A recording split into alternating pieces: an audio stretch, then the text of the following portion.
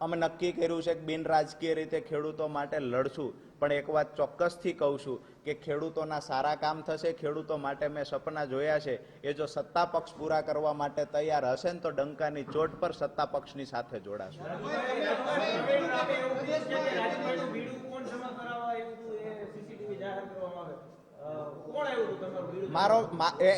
મારું બીડું જમા કરાવવા મારા કાકા આવ્યા હતા, અને મારા કાકા બીડું જમા કરાવવા આવે એનાથી જો કોઈને વાંધો હોય તો સ્વાભાવિક છે સીસીટીવી જાહેર કરીને ચેક કરી લેવું જોઈએ. બીડો જમા કોણ કરાવવા આવ્યા છે એની સિગ્નેચર પણ ત્યાં થતી હોય છે. મારો બીડો જમા કરાવવા રામકુભાઈ કાથડભાઈ કરપડા આવ્યા હતા, જે મારા કાકા છે.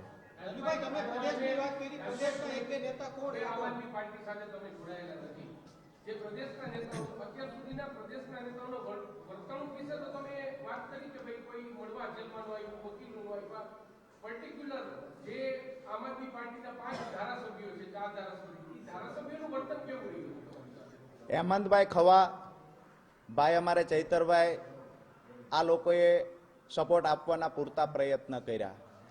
ઈશુદાનભાઈ છે તો એના માટે પણ મને એવું નથી લાગતું કે એને પણ ક્યાંય નેગેટિવ કર્યું હોય, પરંતુ જે વ્યક્તિ માટે થઈને અમે રાત દિવસ મહેનત વિસાવદરમાં કરી હતી એ માણસ એની ફરજ ચૂકી ગયા છે. પોણા 4 મહિના અમે લોકો જેલમાં રહ્યા, વારંવાર મેસેજો આપ્યા છે. અઠવાડિયામાં 3 ફોન અમારા પરિવારને થતા નિયમ મુજબ. આ 3 ફોનમાં અમે પરિવારને વારંવાર કહ્યું છે કે પાર્ટીને કહો અહીંયા કોઈ લીગલ વકીલને મોકલે, વકીલ સાથે અમારે ઘણા બધા સમાચારની આપ લે કરવી છે.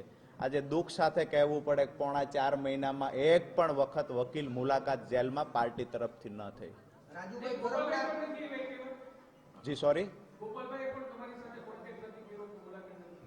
ગોપાલભાઈએ કોઈ કોન્ટેક્ટ ત્યાં તો નથી કર્યો, પણ અમને વચ્ચે જાણવા મળ્યું હતું પ્રવીણભાઈની મુલાકાત કરવાની ટ્રાય કરીને મુલાકાત ન આપી. મુલાકાત ન આપી એ ખબર ને એમને ટ્રાય કરીને એ પણ અમે જેલમાં ગયા પછી 2 મહિના પછીની ટ્રાય હતી. આ 2 મહિના સમયગાળા દરમિયાન ક્યાં હતા? બીજું કે એને નથી આવવા દીધા, પરંતુ જે વકીલો પાર્ટી તરફથી છે કમસે કમ વકીલોને તો મોકલવા હતા. એનાથી આગળ વાત કરીએ, અમારા કેસમાં શું ચાલી રહ્યું છે પરિવારને પૂછવાની ટ્રાય નથી થઈ. પરિવારે જ્યારે ફોન કર્યા છે તો એના માટે પણ જે વ્યવહાર ન કરી શકાય એવો બિહેવિયર થતા હોય છે.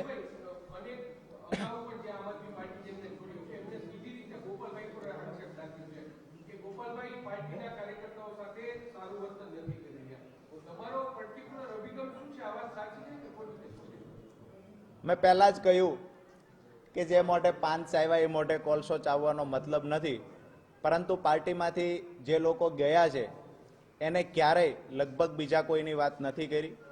શા માટે એને તકલીફ છે એ મને સમજાતું નથી, પણ હું એક વાત ચોક્કસથી કહીશ કે ગોપાલભાઈ આમ આદમી પાર્ટીને ક્યારે ઊભી નહીં થવા દે. રાજુભાઈ, અત્યારે તમે બોલ્યા કે આવનારા દિવસોમાં સત્તા પક્ષ સાથે જોડાશું, ત્યારે જ્યારે તમે જેલમાં હતા પ્રવીણભાઈ એવું કહે છે કે આ બધાય વાતું જીતું પાયા ત્યારથી જ મંડાઈ ગયા હતા, ત્યારથી રાજુભાઈ ખૂબ જ ચિંતામાં હતા અને ત્યારથી જ એને બધું આ વ્યૂહરચના બનાવી નાખી હતી.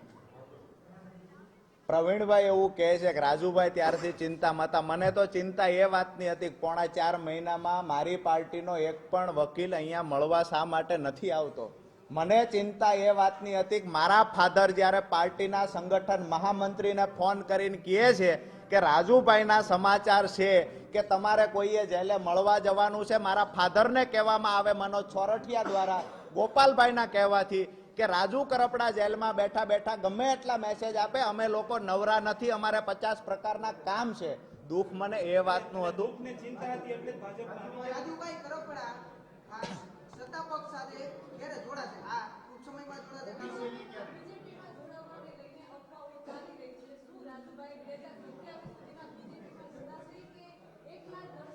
આજની તારીખે આ માત્ર અફવા છે. મેં પહેલા પણ કહ્યું, હજુ કહું, હું કોઈ પાર્ટીમાં નથી જોડાવાનો. આવી વાત હું ગોળ ગોળ કર્યા પછી જોડાઈશ આવો કોઈ વિષય નથી. હું કોઈ પાર્ટીમાં નથી જોડાવાનો. આવતીકાલે, પરમ દિવસ, પહેલે દિવસ કે અત્યારે નક્કી કર્યું છે આવું બિલકુલ નથી. આજે નક્કી કર્યું છે કે હજુ ખેડૂત સંમેલન બોલાવીશું, ખેડૂતો સાથે ઘણી બધી ચર્ચાઓ કરીશું. અમારી ટીમના મોટાભાગના લોકોને ગઈકાલે આગેવાનોને મળ્યા છીએ. આવનાર સમયમાં સંમેલન બોલાવીને પણ મળીશું, ચર્ચાઓ પણ કરીશું. પણ અમુક જે અમારા મુદ્દાઓ ખેડૂતોના છે, મેં એ જ વાત કરી કે ખેડૂતોના મુદ્દાઓ કોઈ પણ પૂરા કરવાની તૈયારી દર્શાવશે તો એના જાહેરમાં વખાણ પણ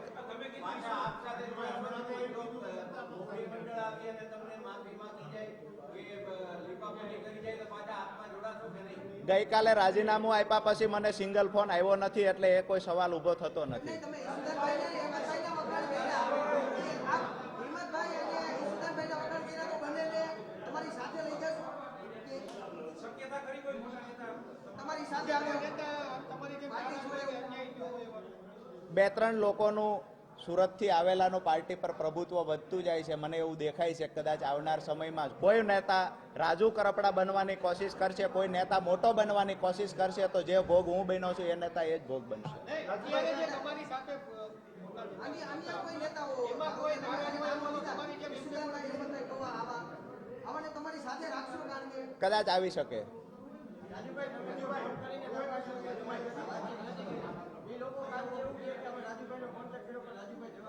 મારો મોબાઈલ સાથે છે, મને સિંગલ ફોન પાર્ટીના મેઇન કોઈ વ્યક્તિનો આવ્યો નથી. વાત રહી નાના કાર્યકર્તાઓની, જિલ્લા પ્રમુખોની, તો એમના અઢળક ફોન આવ્યા છે. મારી સાથે અહીંયા બેઠેલા છે, એમાં પણ સુરેન્દ્રનગર જિલ્લાના લોકસભા ઇન્ચાર્જ પણ છે, તાલુકા પ્રમુખો પણ છે, પૂર્વ પ્રમુખો પણ છે. અમારી જે ટીમ છે, આ તો સ્વાભાવિક છે કે અમારી સાથે રહીએ છે. જિલ્લા પ્રમુખોનો આગ્રહ હોય, પણ પ્રદેશ ટીમમાંથી કોઈએ મનાવવાના પ્રયત્ન કર્યા હોય, આવી ઘટના ગઈકાલથી લઈને અત્યાર સુધીમાં કાંઈ બની નથી. મેં પણ સાંભળ્યું છે કે મોડી, ભાઈ રાજીનામા બાદ ભાજપમાંથી ફોન આવ્યો છે? મને અત્યાર સુધી કોઈ ભાજપમાંથી ફોન નથી આવ્યો, પણ કોંગ્રેસના નેતાઓ વાયા કોશિશ કરે, એવી રીતે ભાજપના નેતાઓ પણ વાયા કોશિશ કરે છે. મને ડાયરેક્ટલી કોઈએ કહ્યું નથી.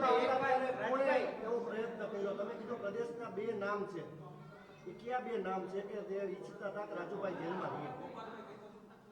મેં સ્પષ્ટ તો કરી દીધું કે જેના માટે બીજા કોણ બે નામ તમે કીધું? બીજા નેતા મેં મનોજભાઈ સોરઠિયા નામ આપ્યું, કે જેને મારા ફાધર સાથે પણ ખરાબ બિહેવિયર કર્યો છે. કે રાજુભાઈ કરપડા જેલમાં હોય નહીં તો જેલમાંથી ગમે તે મેસેજ આપે, અમે નવરા નથી એમના માટે.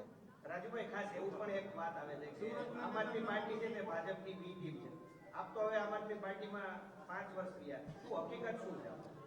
આ બે લોકો સિવાય ભાજપની બી ટીમ કદાચ આમ આદમી પાર્ટીમાં કોઈ હોય એવું મને નથી લાગતું. બની શકે. મારા પરિવારમાં લગ્ન હતા, 10 તારીખ સુધી હું પરિવારમાં લગ્ન હતા, 5 અને પરિવારના લગ્નમાં હાજરી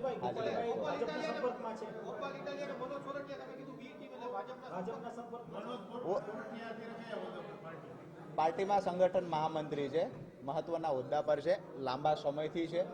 મારી વાત એ છે કે બી ટીમ, જ્યારે આમ આદમી પાર્ટીની વાત થતી હોય તો હું આજ દિવસ સુધી આમ આદમી પાર્ટી સાથે હતો.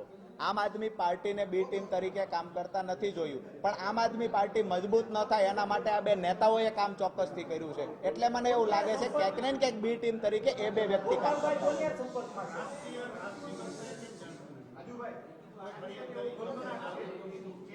રાજુભાઈ છે સીધા કેજરીવાલ સાથે કોન્ટેક્ટમાં છે, સંપર્કમાં રહે છે, એના કારણે નેતાઓને ગમતું નથી. ત્યાર પછી જ ઈર્ષા ચાલુ થઈ છે, બિલકુલ ત્યાર પછી જ ચાલુ થઈ હશે આ ઘમાસાણ. બિલકુલ કરી. નહીં, ગઈકાલે મેં જાણ કરી છે.